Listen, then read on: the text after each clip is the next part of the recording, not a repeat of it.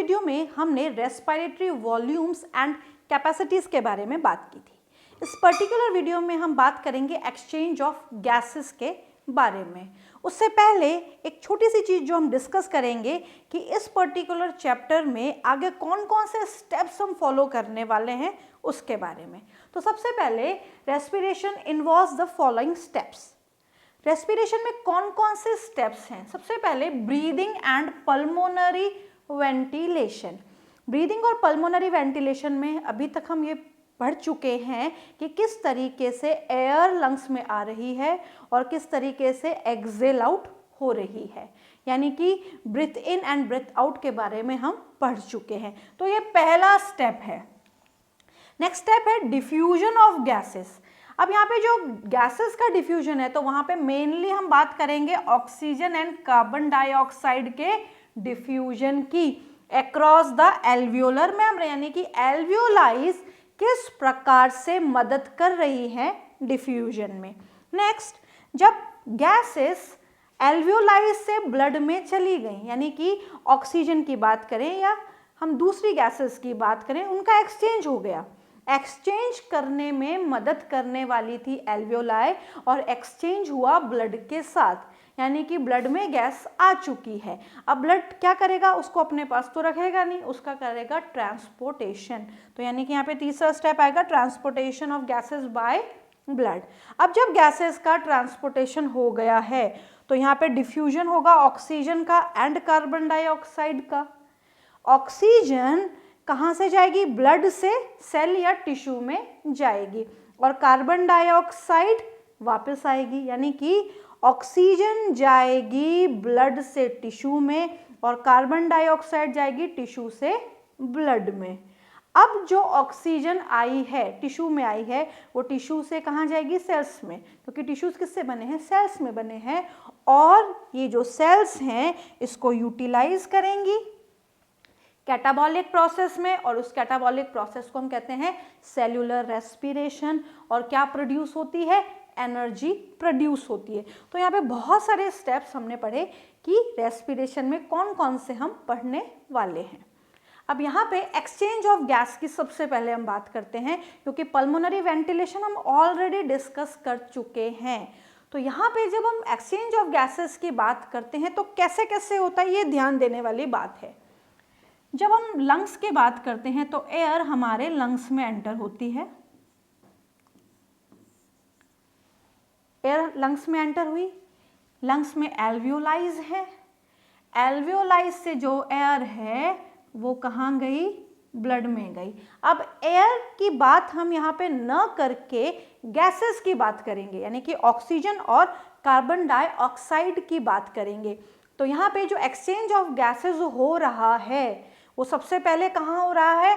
Alveoli से blood में, यानी कि एल्वियोलाई से गैसेस कहाँ गई? ब्लड में, या वाइस वर्सा। अगर ऑक्सीजन की बात आएगी तो एल्वियोलाई से ब्लड में आ रही है, कार्बन डाइऑक्साइड की बात आएगी तो ब्लड से एल्वियोलाई में जा रही है। पहला एक्सचेंज तो यहाँ पे हुआ।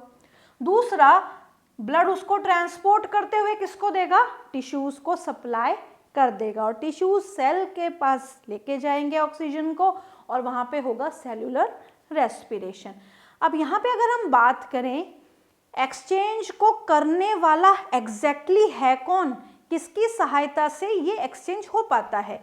तो एक्सचेंज करने के लिए एल्वियोलाइज हैं। इसकी डिटेलिंग हम ऑलरेडी कर चुके हैं और वहाँ पे हम ये भी पढ़ चुके हैं कि ये मेन साइट है एक्सचेंज की, यानी कि एल्वियोलाइज ही हैं लंग्स में जो गैसेस का एक्सचेंज कर पाती हैं। जो गैस एक्सचेंज है वो एक टाइप का पैसिव प्रोसेस है, यानी कि यहाँ पे एटीपी कंज्यूम नहीं होता है, एटीपी यूज नहीं होता है। ये एक सिंपल डिफ्यूजन है जिसमें गैसेस का मूवमेंट हायर कॉन्सेंट्रेशन से लोअर कॉन्सेंट्रेशन की तरफ हो जाता है। अब यहाँ पे जो गैसेस का मूवमेंट है, यानी कि जो गैसियस एक्सचेंज हो रहा है, वो किन किन पे निर्भर है, सबसे पहले हम वो बात करेंगे। पहला वो निर्भर है सॉल्युबिलिटी ऑफ गैसेस पे, यानी कि गैसेस की सॉल्युबिलिटी कितनी है उस पे। दूसरा, थिकनेस ऑफ डिफ्यूजन मेम्ब्रेन, यानी कि जहां से वो डिफ्यूज हो रहा है उन मेम्ब्रेन्स की थिकनेस कितनी है। तो यहाँ पे हम दो मेम्ब्रेन की डिटेलिंग करेंगे, एक तो एल्वियोलाई की मेम्ब्रेन की और एक ब्लड में जा रहा है उस मेम्ब्रेन की, और तीसरा है पार्शियल प्रेशर ऑफ गैसेस। ये बहुत इंपॉर्टेंट है कि पार्शियल प्रेशर जो गैसेस का है वो किस तरीके से एक्सचेंज में मदद करता है। तो सबसे पहले सॉल्युबिलिटी की बात की जाए, as the solubility of CO2 is 20 to 25 times higher than that of oxygen, यानी कि कार्बन डाइऑक्साइड की सॉल्युबिलिटी ऑक्सीजन की सॉल्युबिलिटी से 20 to 25 टाइम्स ज़्यादा है। अगर इस सीक्वेंस को देखें तो एयर में बहुत सारी गैसेज हैं, कार्बन डाइऑक्साइड है, ऑक्सीजन है, नाइट्रोजन है, तो सबसे ज़्यादा सॉल्युबिलिटी किसकी है? कार्बन डाइऑक्साइड की।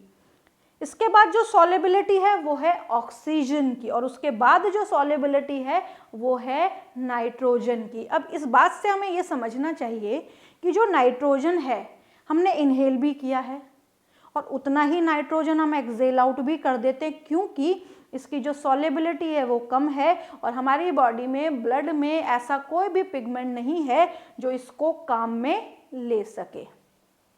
यहाँ पे अगर हम पार्शियल प्रेशर की बात करें, एयर में जो इन तीनों गैसेस का पार्शियल प्रेशर है वो कितना है? कार्बन डाइऑक्साइड का है 0.3 mm ऑफ Hg, सारी यूनिट mm ऑफ Hg में काउंट की जाएंगी क्योंकि प्रेशर है और प्रेशर हमेशा mm ऑफ Hg में काउंट किया जाता है। ऑक्सीजन का है 159 mm of Hg and nitrogen का है 596 mm ऑफ Hg। अब यहाँ पे मैं बार बार एक ही शब्द यूज कर रही हूँ, पार्शियल प्रेशर। तो सबसे पहले पार्शियल प्रेशर को समझें। जो पार्शियल प्रेशर है वो एग्जैक्टली प्रेशर है एक पर्टिकुलर गैस का। मान लीजिए ये एक चैम्बर है, हमारा एटमॉस्फेयर भी एक चैम्बर है। उस एटमॉस्फेयर में बहुत सारी गैसेस हैं, तीन तो हम यहाँ देख ही रहे हैं, तो इन तीनों की प्रेशर की बात कर लेते हैं। मान लीजिए carbon dioxide, oxygen and nitrogen, ये तीन गैसेस हैं।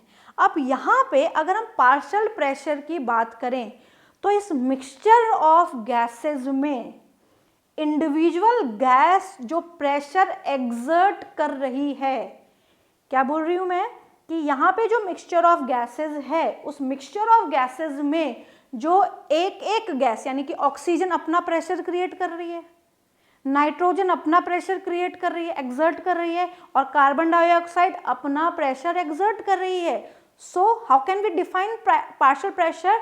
Partial pressure is the pressure exerted by a gas alone. Gas alone का मतलब है वो कार्बन के अकेले की बात हो सकती है, कार्बन डाइऑक्साइड की, ऑक्सीजन की अकेले की बात हो सकती है, नाइट्रोजन की अकेले की बात हो सकती है। यानी कि इंडिविजुअल गैस जो प्रेशर दे रही है मिक्सचर ऑफ गैस में, उसी को ही हम बोलते हैं पार्शियल प्रेशर। तो अगर हम एटमॉस्फेयर में देखें तो कार्बन डाइऑक्साइड का पार्शियल प्रेशर 0.3, ऑक्सीजन का 159 एंड नाइट्रोजन का 596 पार्शियल प्रेशर है। अब दूसरी बात ये है कि जो सॉल्युबिलिटी है वो पार्शियल प्रेशर से अलग है। किस तरीके से अलग है? यहाँ पे पार्शियल प्रेशर ज़्यादा, फिर कम, फिर और कम, बट सॉल्युबिलिटी बढ़ रही है। यानी कि यहाँ से अगर ऐसे आए हम, तो यहाँ से अगर इस तरीके से इस डायरेक्शन में आएंगे तो यहाँ पे हम क्या देखेंगे कि पार्शियल प्रेशर कम हो रहा है बट सॉल्युबिलिटी बढ़ रही है। अब जो सॉल्युबिलिटी है वो किस तरीके से डिफाइन की जाएगी? मान लीजिए हम बात करते हैं कि ये एल्वियोलाई है और ये ब्लड है। अब यहाँ पे किस तरीके से एक्सचेंज होगा? यहाँ पे मान लीजिए ऑक्सीजन का पार्शियल प्रेशर ज़्यादा है, दूसरा यहाँ पे एक और गैस है कार्बन डाइऑक्साइड। अब यहाँ पे इसको हमें कंपेयर करना है ब्लड में इन दोनों गैसेस का पार्शियल प्रेशर कितना है। मान लीजिए ब्लड में ऑक्सीजन का पार्शियल प्रेशर कम है, कार्बन डाइऑक्साइड का पार्शियल प्रेशर ब्लड में ज़्यादा है, तो यहाँ पे गैसेस का डिफ्यूजन कैसे होगा? जब प्रेशर डिफरेंस होगा उसकी वजह से होगा, पहली बात तो ये ध्यान रखनी है। यानी कि ऑक्सीजन का कॉन्सेंट्रेशन यहाँ पे ज़्यादा है बट यहाँ पे कम है, तो ऑक्सीजन जो है वो डिफ्यूज करेगा ब्लड में, और वहीं कार्बन डाइऑक्साइड डिफ्यूज करेगी एल्वियोलाई में, क्योंकि यहाँ पे प्रेशर डिफरेंस है। ऑक्सीजन का कॉन्सेंट्रेशन यहाँ ज़्यादा बट यहाँ कम, डिफ्यूज होके इधर आ जाएगा। कार्बन डाइऑक्साइड का ब्लड में ज़्यादा बट एल्वियोलाई में कम, डिफ्यूज होके एल्वियोलाई में चली जाएगी। इसीलिए जब हम इनहेल करते हैं तो ऑक्सीजन रिच एयर लेते हैं, एक्सहेल करते हैं तो carbon dioxide rich air exhale करते हैं, क्योंकि यहाँ पे जो पार्शियल प्रेशर है वो गैसेस का अलग है। I again repeat, what is partial pressure? The pressure exerted by a single gas.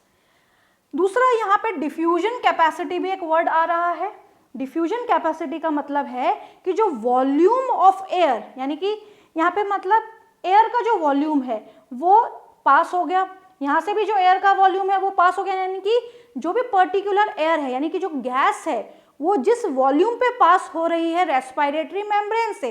Respiratory membrane अभी हम डिटेल में पढ़ेंगे, ये जो एल्वियोलाई की मेम्ब्रेन है और ये जो ब्लड की मेम्ब्रेन है, इन दोनों मेम्ब्रेन से जो भी गैसेस पास हो रही हैं उस पास होने को ही कहा जाता है diffusion capacity. So the volume of air diffuse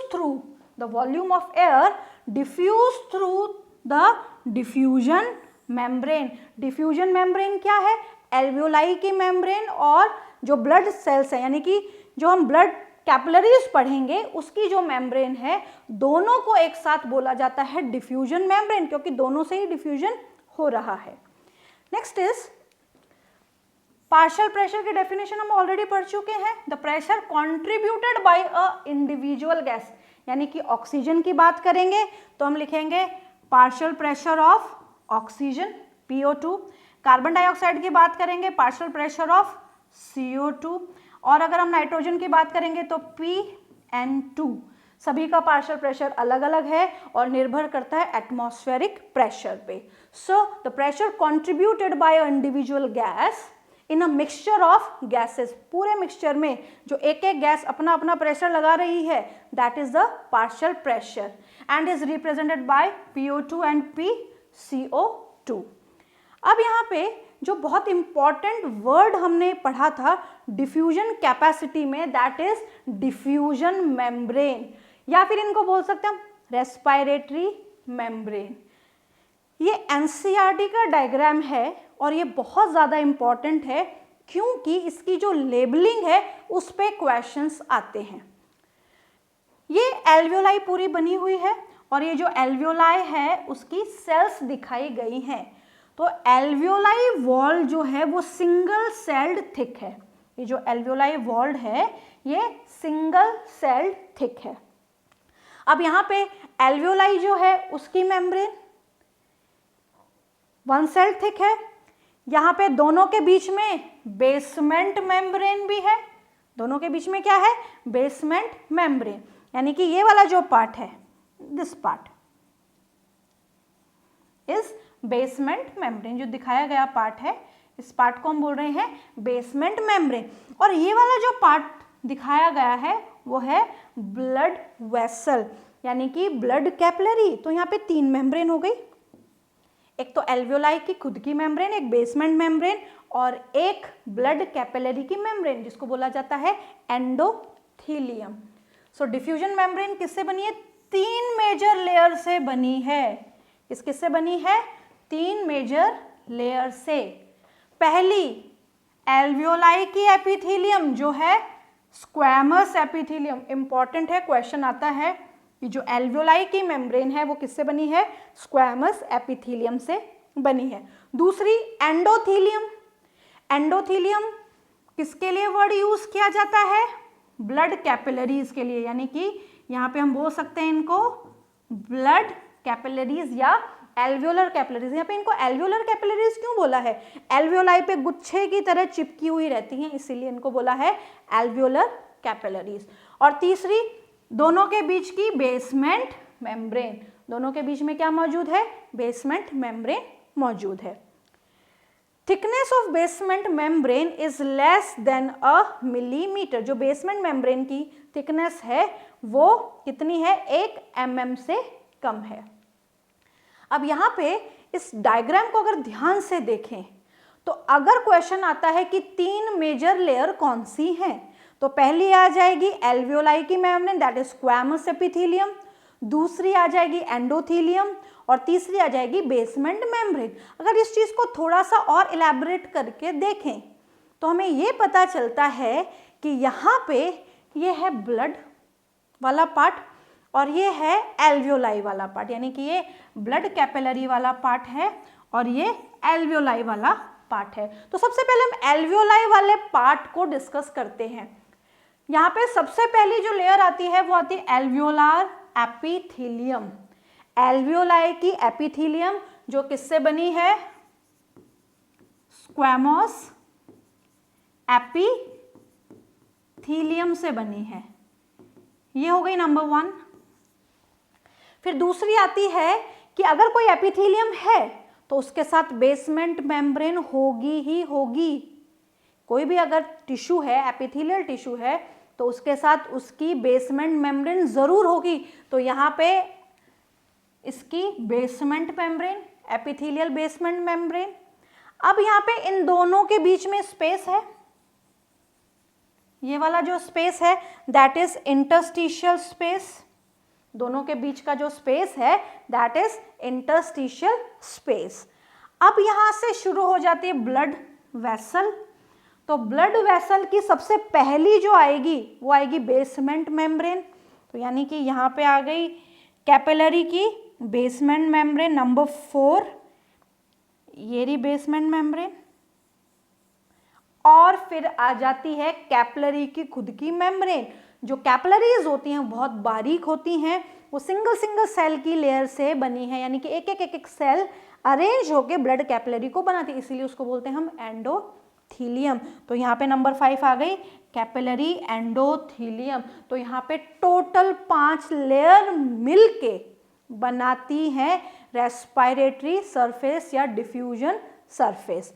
अब जब ये डिफ्यूजन सरफेस बनता है या जो रेस्पिरेटरी सरफेसेस बनते हैं, इसकी जो थिकनेस है सबकी मिला के 0.2 mm थिक है। तो यहाँ पे पहली चीज हमने पढ़ी स्क्वैमस एपिथेलियम, उसकी बेसमेंट मेम्ब्रेन, फिर हमने पढ़ी इंटरस्टिशियल मेम्ब्रेन, फिर हमने पढ़ी जो एल्वियोलाइज के साथ जो ब्लड कैपिलरीज है उसकी बेसमेंट मेम्ब्रेन और एल्वियोलाई की खुद की मेम्ब्रेन। तो टोटल 5 लेयर से क्रॉस करता है ऑक्सीजन और कार्बन डाइऑक्साइड, और यही इन गैसेस की डिफ्यूजन कैपेसिटी को डिसाइड करते हैं, यानी कि किस प्रकार से ये गैसेस इन लेयर्स को पास करते हुए डिफ्यूज होती हैं। नेक्स्ट हम पढ़ते हैं कि जो एक्सचेंज ऑफ गैसेस है वो किस तरीके से होता है। ये बहुत ही इम्पॉर्टेंट टॉपिक है, इसे बहुत ध्यान से समझना है क्योंकि क्वेश्चन इसी पे आता है कि यहाँ पे पार्शियल प्रेशर किस तरीके से डिफाइन किया जा रहा है और पार्शियल प्रेशर की वैल्यूज कितनी हैं।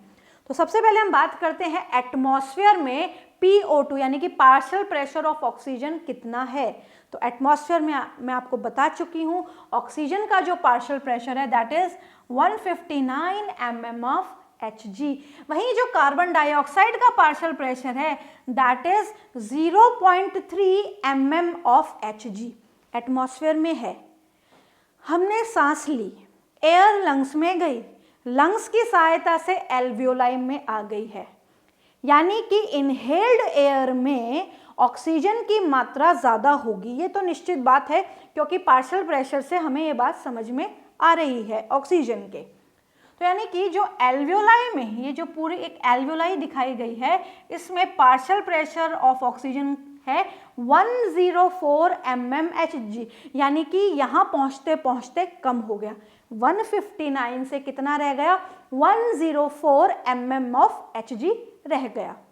अब यहाँ पे जो कार्बन डाइऑक्साइड का पार्शियल प्रेशर है वो है 40 mm ऑफ Hg। ये जो वैल्यू है यहाँ पे 3 क्यों नहीं आई, 40 क्यों आई, इसको हम डिस्कस करेंगे जब हम ये पूरा डिटेल स्ट्रक्चर पढ़ लेंगे। ये पूरा एक सिस्टम दिखाया गया है जिस सिस्टम में हार्ट और लंग्स का आपस में लिंक शो किया गया है, यानी कि जो हमारा हार्ट है वो किस तरीके से लंग्स को ब्लड दे रहा है और फिर से लंग्स से ब्लड रिसीव कर रहा है। सर्कुलेशन कैसे हो रहा है, डबल सर्कुलेशन, उसकी बात की गई है यहाँ पे। ये डबल सर्कुलेशन है। जब आप ह्यूमन रेस्पिरेटरी सिस्टम पढ़ेंगे तो वहाँ पे हार्ट का लिंक दिखाया जाएगा, और सर्कुलेटरी सिस्टम जब आप पढ़ेंगे तो आपको ये समझ में आएगा कि हार्ट और लंग्स का क्या कनेक्शन है। तो उसी कनेक्शन को हम यहाँ पे हल्का सा समझ रहे हैं। ये एल्वियोलाई की जो एयर है, इसमें ऑक्सीजन का जो पार्शियल प्रेशर है 102 है। सबसे पहले हम ऑक्सीजन के पार्शियल प्रेशर को समझिए। यहाँ पे ऑक्सीजन का जो पार्शियल प्रेशर है वो 104 है। यहाँ से जो हमें दो कलर्स दिखाई दे रहे हैं, एक रेड कलर है, एक ब्लू कलर है। जो रेड कलर है वो है ऑक्सीजनेटेड ब्लड, और जो ब्लू कलर है वो है डीऑक्सीजनेटेड ब्लड। सबसे पहले इस बात को समझें कि जब हार्ट लंग्स के पास ब्लड भेज रहा है, ये लंग्स के पास ब्लड आया, हार्ट के पास से जब लंग्स के पास ब्लड जाता है तो वो डीऑक्सीजनेटेड ब्लड होता है, और उसको ले जाने के लिए एक विशेष प्रकार की आर्टरी होती है, उसको हम कहते हैं pulmonary artery. All artery carry oxygenated blood, pulmonary carry deoxygenated blood. यानी कि पल्मोनरी आर्टरी लंग्स को कैसा ब्लड दे रही है, डीऑक्सीजनेटेड ब्लड दे रही है। यानी कि जो ब्लड लंग्स में अभी एंटर हुआ है हार्ट से, उसमें ऑक्सीजन का कॉन्सेंट्रेशन कम है, बट एल्वियोलाई में ऑक्सीजन का कॉन्सेंट्रेशन ज़्यादा है। पार्शियल प्रेशर यानी कि प्रेशर में डिफरेंस। अब जब भी प्रेशर में डिफरेंस होगा तो गैसियस एक्सचेंज होगा। तो यहाँ पे एग्जैक्टली क्या हो रहा है, जो ऑक्सीजन है वो एंटर कर जाएगी ब्लड में और ब्लड हो जाएगा ऑक्सीजनेटेड। अब यहाँ से जो ब्लड ऑक्सीजनेटेड है उसको लेके आने वाली हार्ट के पास है pulmonary vein. All vein carry deoxygenated blood, but this vein carry oxygenated blood. तो ये जो पल्मोनरी वेन है ये रेड कलर क्यों दिखाया गया है, क्योंकि ऑक्सीजनेटेड ब्लड लेके आ रही है। ऑक्सीजनेटेड ब्लड हार्ट को दिया जा रहा है। हार्ट इसको क्या कर रहा है, इसको सर्कुलेट करवा के और एओर्टा की सहायता से, यहाँ पे एक और आर्टरी आ जाती है, मेन आर्टरी एओर्टा, जो हमारी पूरी बॉडी को ऑक्सीजनेटेड ब्लड सप्लाई करती है। तो यहाँ पे अगर हम देखें कि 104 जो ऑक्सीजन का पार्शियल प्रेशर एल्वियोलाई में था वो नीचे आते आते यानी कि हार्ट से पास होते होते जब तक टिश्यूज में जाएगा उसका कॉन्सेंट्रेशन हो जाएगा 95 mm ऑफ Hg। एक बार फिर से ध्यान से समझें, एटमॉस्फेयर में था 159, हमने एयर इनहेल की, इनहेल्ड एयर में 104। इनहेल्ड एयर जब हमारे हार्ट तक गई लंग्स की सहायता से और ये जब ट्रांसपोर्ट किया जा रहा है ब्लड की सहायता से, तो ब्लड में इसका कॉन्सेंट्रेशन यानी कि ऑक्सीजनेटेड ब्लड में जो पार्शियल प्रेशर है वो है 95 mm ऑफ Hg। अब यहाँ पे ये दिखाई गई हैं हमारे बॉडी की सेल्स और टिश्यूज। ये जो ऑक्सीजनेटेड ब्लड है ये हमारे बॉडी टिश्यूज को सप्लाई किया गया। सेल्स ने क्या किया, ऑक्सीजन ले लिया। सेल्स क्या कर रही हैं, इस ऑक्सीजन को रिसीव कर रही हैं। ऑक्सीजन को रिसीव करने का मेन मोटो है क्या इनका, ये इसके साथ क्या करेंगी, ऑक्सीडेशन करेंगे, यानी कि फूड का ऑक्सीडेशन होगा और एनर्जी रिलीज करेंगी। अब जैसे फूड का ऑक्सीडेशन हुआ, सेल्यूलर रेस्पिरेशन हुआ, तो सेल्यूलर रेस्पिरेशन में O2 तो यूज हो गया बट रिलीज हुई कार्बन डाइऑक्साइड। साथ साथ में जो ब्लड ऑक्सीजनेटेड था उसका ऑक्सीजन सेल्स और टिश्यू ने ले लिया, अब वो बन गया डीऑक्सीजनेटेड। एक बात हमेशा ध्यान रखना, ये जो रंग है इससे कोई मतलब नहीं होता, ये केवल समझाने के लिए बताए गए हैं। चाहे ब्लड ऑक्सीजनेटेड हो या डीऑक्सीजनेटेड हो, दोनों ही टाइप ऑफ ब्लड में CO2 और O2 दोनों होगा।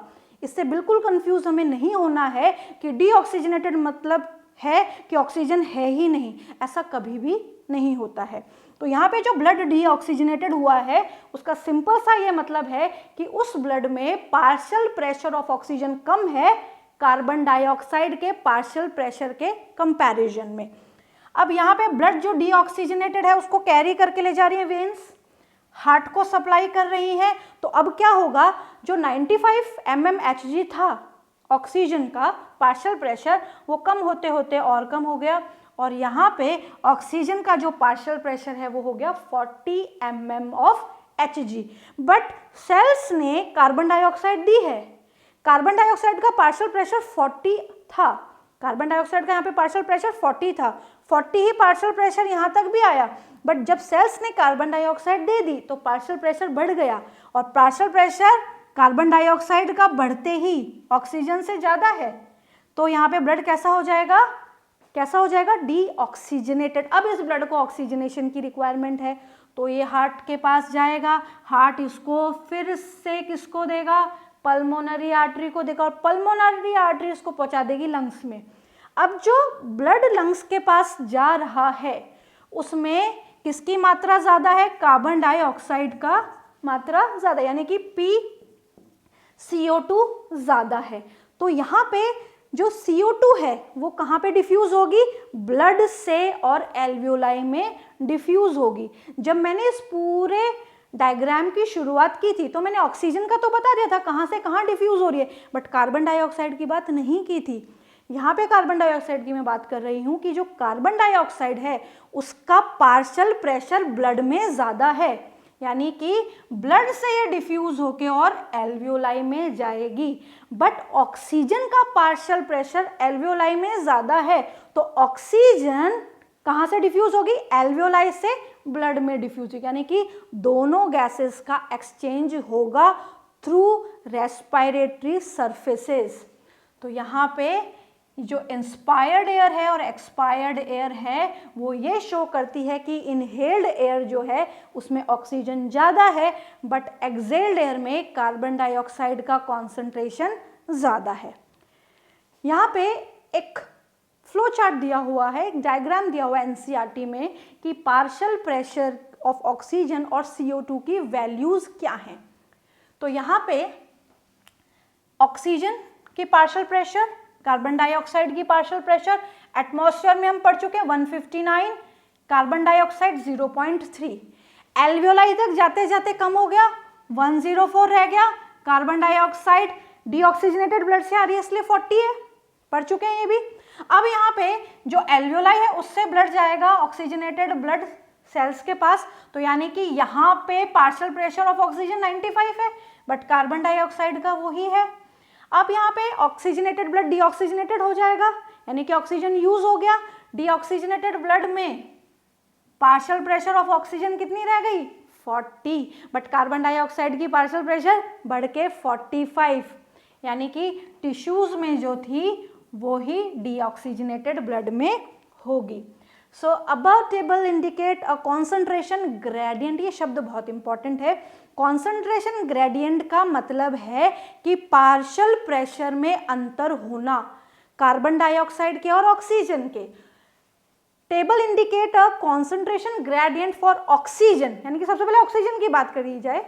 ऑक्सीजन कहाँ से कहाँ जा रहा है, एल्वियोलाई से ब्लड में जा रहा है, क्योंकि उसका कॉन्सेंट्रेशन ग्रेडियंट जो है उसमें बदलाव आ गया, यानी कि पार्शियल प्रेशर डिफरेंस शो कर रहा है, और जो गैसेज हैं वो डिफ्यूज होगी हायर कॉन्सेंट्रेशन से लोअर कॉन्सेंट्रेशन की तरफ, यानी कि एल्वियोलाई से ब्लड की तरफ। वहीं कार्बन डाइऑक्साइड का जो सीक्वेंस है वो ऑपोजिट रहेगा, वो ब्लड से एल्वियोलाई में डिफ्यूज होगी, वहाँ पे भी कॉन्सेंट्रेशन ग्रेडियंट है, और कॉन्सेंट्रेशन ग्रेडियंट की वजह से ही गैसेस का डिफ्यूजन हो पाता है। तो यहाँ पे हमने पढ़ा कि किस तरीके से जो गैसेस हैं उनका एक्सचेंज हो रहा है, डिफरेंट लेवल्स पे हो रहा है। तो वैल्यूज़ बहुत इंपॉर्टेंट है, जो वैल्यूज़ हैं हमें स्पेसिफिक ही ध्यान रखनी है। हम 40 को 42 नहीं कर सकते हैं, 40 का मतलब 40 है, 45 का मतलब 45 है, 95 का मतलब 95 ही है। ये स्पेसिफिक वैल्यूज़ हैं, हम अपने हिसाब से इनको नहीं बदल सकते हैं। और जो एनसीईआरटी की टेबल है वो भी बहुत इंपॉर्टेंट है, उसको जैसी है वैसे ही लर्न करना है। So this is all about the exchange of gases.